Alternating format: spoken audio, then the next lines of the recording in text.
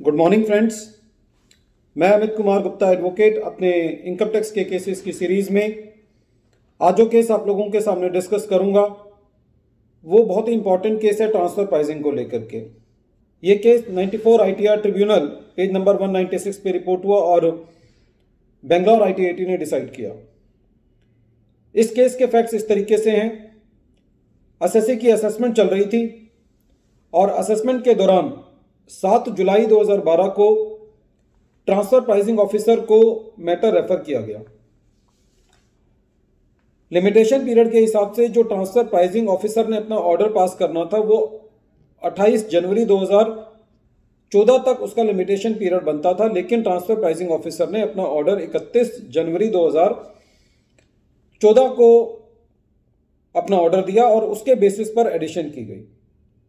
जो matter of litigation है वो इस ट्रांसफर प्राइसिंग ऑफिसर के ऑर्डर की वजह से जो एडिशन हुई उसकी एवज में एसएससी ने ये बात कही कि क्योंकि ये ऑर्डर 28 जनवरी 2014 तक पास किया जाना चाहिए था ट्रांसफर प्राइसिंग ऑफिसर के द्वारा और ये 28 जनवरी 2014 तक पास नहीं किया गया, 31 जनवरी 2014 को किया गया, इसलिए ये टाइम बार्ड है और ये ऑर्डर नल एंड वॉइड है। एसएससी का ये कहना था और एसएससी का ये भी कहना था कि इस ऑर्डर को सेक्शन 292BB की प्रोटेक्शन भी नहीं मिलती क्योंकि ये कोई क्लरिकल और टेक्निकल ब्रीच नहीं है। जब ये मैटर ITAT के पास गया तो जो डिपार्टमेंट की प्ली थी, डिपार्टमेंट का ये कहना था कि साहब ट्रांसफर प्राइसिंग ऑफिसर ने ये ऑर्डर 29 या 30 को पास कर दिया था, लेकिन इस ऑर्डर पे डेट जो है वो 31 जनवरी की डल गई। मतलब डिपार्टमेंट का ये कहना था कि जो ऑर्डर है वो टाइम पे ही पास किया गया है, लेकिन इसका जो ऑर्डर की डेट है वो गलती से गलत डल गई है।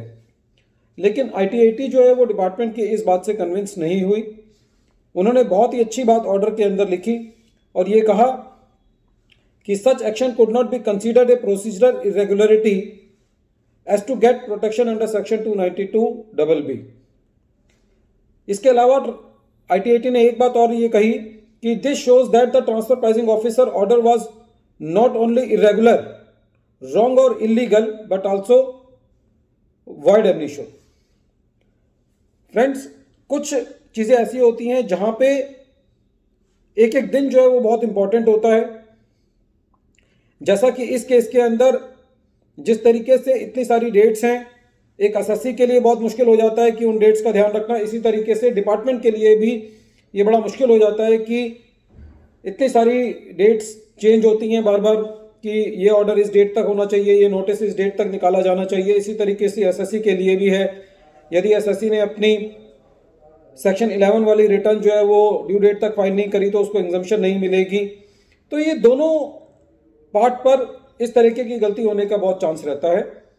लेकिन जितने भी डिसाइडेड केसेस हैं उसके अंदर ये बहुत सारे केसेस में देखा गया है कि जहां पे ऑर्डर यदि टाइम से पास नहीं किया गया है तो इसके लिए कोर्ट्स बड़ी स्ट्रिक्ट है और वो उस ऑर्डर को जो है नल एंड वॉइड मानती हैं। तो जब भी हम लोगों को ऑर्डर जब कभी भी रिसीव हो तो हमको ये जरूर देखना चाहिए कि इस ऑर्डर की लिमिटेशन डेट क्या थी और ये ऑर्डर कब पास किया गया और कब एसएससी को जो है वो सर्व किया गया। इस केस के अंदर जो भी डिपार्टमेंट ने अपनी दलीलें दी वो ITAT ने नहीं मानी और उस ऑर्डर को नल एंड वॉइड डिक्लेयर कर दिया।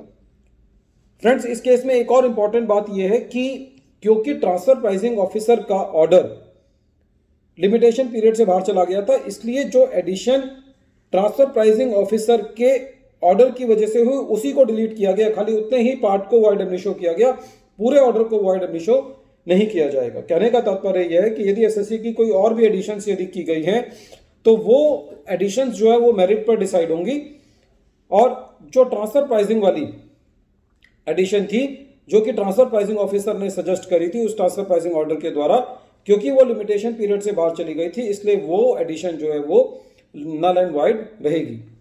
फ्रेंड्स, ये केस बहुत ही इंपॉर्टेंट है इस दिशा से कि कई बार हम मेरिट पर अपने मैटर को लड़ते हैं, लेकिन हमको ये भी देख लेना चाहिए कि उसके अंदर कोई टेक्निकल ब्रीच तो नहीं है।